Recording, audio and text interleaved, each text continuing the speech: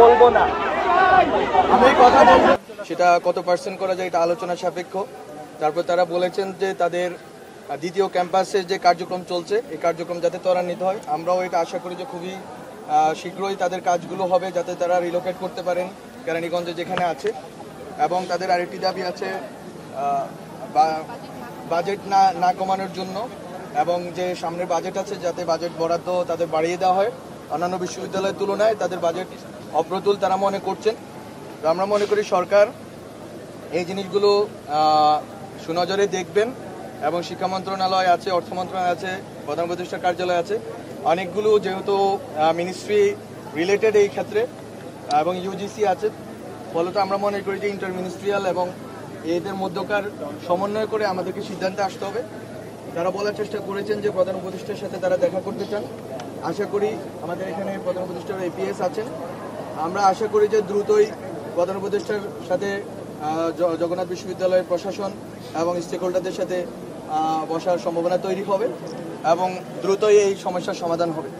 আমি শুধু দুঃখ জানাতে চাই যে এরা আমাদের সাথে আন্দোলন করেছেন, কিন্তু আমি মনে করি যে যারা আন্দোলন করেছেন জুলাইয়ের গণ অভ্যুত্থানে তারা আমার উপর হামলা করেনি, হামলা করেছে যারা এই আন্দোলনের নামে স্যাবোটেজ করতে চেয়েছেন। প্রথম থেকে কথা ছিল গতকালকে রাত্রে আজকে আমার সাথে তাদের মিটিং হবে, সেই মিটিং তারা করেননি। কথা ছিল আগামীকাল সকালে শিক্ষা উপদেষ্টার সাথে তাদের মিটিং হবে, সেই মিটিং তারা করেননি। বরং তারা তাদের কাছ থেকে ন্যায্য মনে করেছেন, তারা এখানে এতটুকুতে চলে এসেছেন। আমরা শুধু এতটুকু বলতে চাই, আজকে থেকে যমুনা চল চল যাই যমুনায় চল, চল চল যাই যমুনায় যাই, এই রাজনীতি এই মুভমেন্ট আমরা আর হতে দিব না।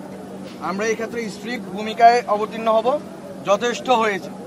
এবং যদি শিক্ষার্থীদের ভিতরে যারা এই কর্মকাণ্ড করেছেন তারা অনেক বড় ভুল করেছেন, তারা আমি মনে করি যে তাদের ভিতরে যারা স্যাবোটেজ করার অভিপ্রায় এখানে এসেছেন, শিক্ষার্থীদের উচিত তাদেরকে আলাদা করে রাখা এবং তাদেরকে চিহ্নিত করা, তাদেরকে শাস্তির আওতায় আনার ক্ষেত্রে সরকারকে প্রশাসনকে সহযোগিতা করা। কারণ একটি যদি সঠিক দাবি হয়ে থাকে, এই দাবিটার ন্যায্যতা আমরা অস্বীকার করছি না, কিন্তু আপনাদের দাবি এবং আপনাদের উপরে আজকে যে পুলিশের যেই অবস্থান, এই অবস্থানকে আপনারা ন্যায্যতা দিলেন আপনাদের অপকর্মের মাধ্যমে, এটা আপনাদের করা উচিত হয়নি। আমি মনে করি যে আপনারা সহনশীল। এবং একটি আমার সাথে যেটা হয়েছে আজকে, আমি এখানে আসার পরে একটি অংশ যাদেরকে আমি মনে করি স্যাবোটুর, যারা স্যাবোটেজ করার জন্য বিভিন্ন আন্দোলনে ঢুকে, আমি শুধু তাদের নাম আজ উল্লেখ করব না, মিডিয়ার দায়িত্ব, প্রশাসনের দায়িত্ব তাদের এবং তাদের রাজনৈতিক সংশ্লিষ্টতা খুঁজে বের করা। আমি বলবো না, আপনারা খুঁজে বের করুন, দেখবেন একটি গ্রুপকে পাওয়া যাবে এবং তাদের যেই নির্দিষ্টভাবে একজন ব্যক্তির প্রতি যে হিংসা গত 8 মাস ধরে রয়েছে এবং তাদের যেই হিংস্রতা অনলাইনে দেখা যায়, তারা আজকে এখানে এটা করেছেন। আমি জানি না, আমি শুধু আমার সন্দেহ জানিয়ে রাখলাম। প্রশাসনের দায়িত্ব, মিডিয়ার দায়িত্ব এটাকে খুঁজে বের করা এবং এখানে বিভিন্ন আন্দোলনে যারা স্যাবোটেজ করবেন তাদের ব্যাপারে সাধারণ ছাত্রদেরকে বলতে চাই, স্যাবোটেজকারীদেরকে আলাদা করেন। আপনাদের ন্যায্য দাবি সরকার শুনতে রাজি।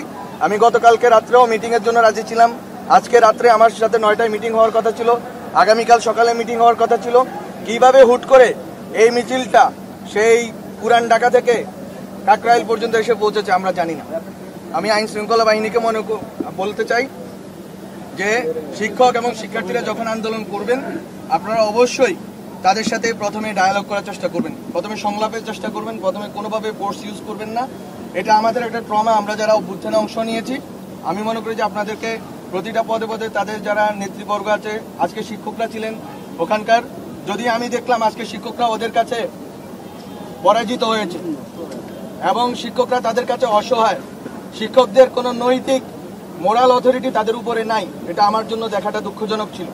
কিন্তু তারপরেও ওনারা আমাদের শিক্ষক, তাদের প্রতি শ্রদ্ধা রেখেই বলবো আইন শৃঙ্খলা বাহিনীকে রিস্ট্রেন্ট রাখতে হবে।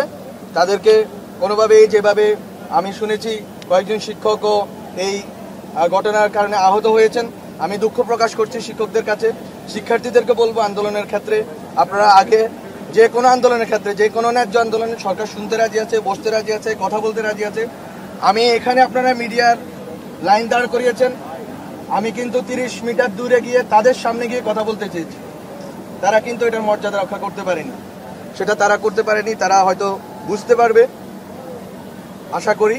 কিন্তু আমার কথা হচ্ছে আমরা বসতে চাই, আমরা এই অ্যাটিটিউডটা দেখাতে চাই যে এই সরকার সবার কথা শুনে এবং শুনে যেটা ন্যায্য মনে করে সেটা করার জন্য চেষ্টা করে, সর্বত চেষ্টা করে।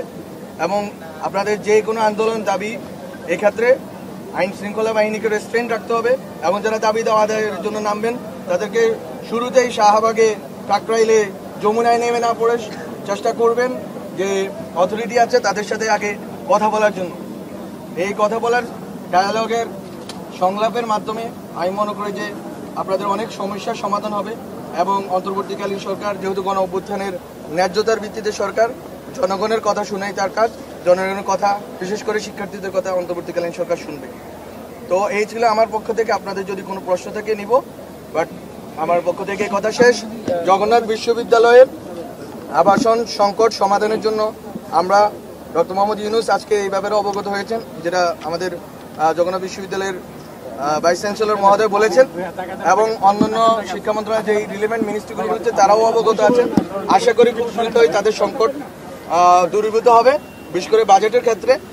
আর যেটা তাদের আবাসনের ক্ষেত্রে যেটা সেকেন্ড ক্যাম্পাস করার যে চেষ্টা আছে, সেই চেষ্টাটা আমরা মনে করি যে ত্বরান্বিত করার জন্য আমরা কিভাবে ব্যবস্থা নিতে পারি আমরা স্টেক হোল্ডারদের সাথে বসবো। তো এই হচ্ছে আমার দিক থেকে, ধন্যবাদ আপনাদের।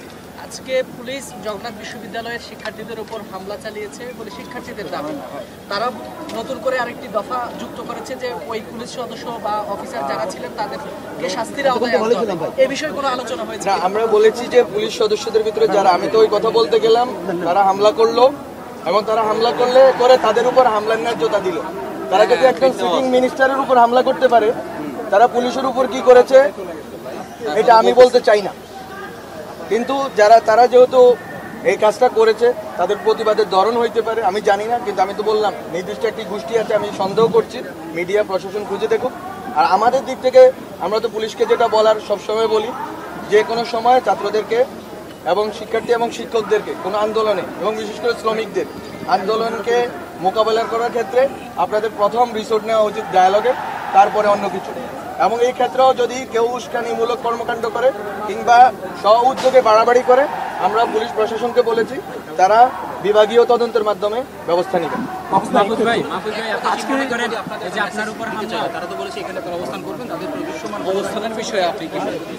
তারা করতে পারবেন না, আমরা স্পষ্ট একটা রোডম্যাপ দিয়ে দিয়েছি। আজকে প্রফেসর ইউনূস বাইরে আছেন, উনি আসবেন, উনি বিসি মহোদয়ের সাথে বসবেন। দ্বিতীয় কথা হচ্ছে বাজেট পাস হবে, বাজেটে তাদের অ্যালোকেশন যাতে বাড়ে সেটার জন্য আমরা চেষ্টা করব যাতে আবাসন সংকট কমে। এখন এটা 1-2 দিনের বিষয় না, এটা যেহেতু অনেকগুলো মিনিস্ট্রি জড়িত, আমাদেরকে বারবার বসতে হবে, সমাধান খুঁজতে হবে। কিন্তু প্রফেসর ইউনূস স্যারের সাথে যে বসার ব্যাপারে তারা যে কথা বলেছেন যে তাদের যৌক্তিক দাবিটা উত্থাপনের ব্যাপারে, এটা তারা করবে আশা করি। তো এটার করার সুযোগ তারা পাবেন, যেটা এটিএস সাহেব বললেন। তো আমি মনে করি এতটুকুই আমাদের দিক থেকে। অন্যান্য কার্যক্রম তো চলছে, যেমন সেকেন্ড ক্যাম্পাসের কার্যক্রম চলছে, কিন্তু কার্যক্রমটা ত্বরান্বিত করার বিষয় আছে। এখন এটা আমার যেহেতু মিনিস্ট্রি না, কিন্তু সরকারের পক্ষ থেকে আজকে অনেকজন উপদেষ্টা বাইরে আছেন, আমি বলার জন্য এসেছি। আমি আমার এতটুকু বলে গেলাম, বাকিটা অন্য সবগুলো মিনিস্ট্রি বসে ঠিক করবে এবং বিসি স্যার প্রধান উপদেষ্টার সাথে বসে ঠিক করবে।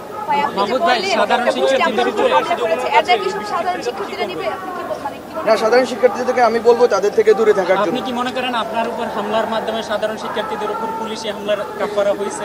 না, আমি এটা মনে করি না।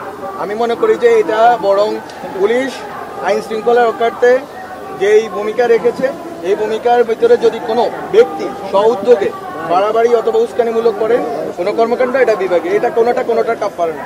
তারা তাদের কাজটা করেছেন, এটা তাদের শিক্ষকদের সামনে তারা এই কাজ করে তাদের শিক্ষকদেরকে অপমানিত করেছেন, নিজেদেরকে অপমানিত করেছেন, নিজেদের বিশ্ববিদ্যালয়কে অপমানিত করেছেন।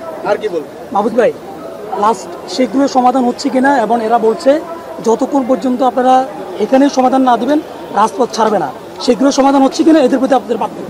আমার বার্তা হচ্ছে সমাধান তো হবে। সমাধান দেওয়ার জন্য আমি রোডম্যাপ দিলাম যে 2টা মিটিং, একটা হচ্ছে ইন্টার মিনিস্ট্রিয়াল মিটিং হবে বিশ্ববিদ্যালয় প্রশাসনের সাথে রিলেভেন্ট মিনিস্ট্রিগুলোর, আর এটা হচ্ছে প্রধান উপদেষ্টার সাথে মিটিং হবে।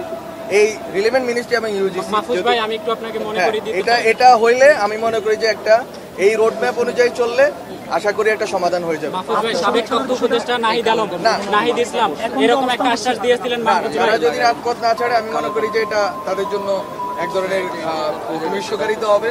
আমাদের উচিত হচ্ছে যে আন্দোলন দাবিটা তো আমাদের কানে পৌঁছানো উচিত ছিল।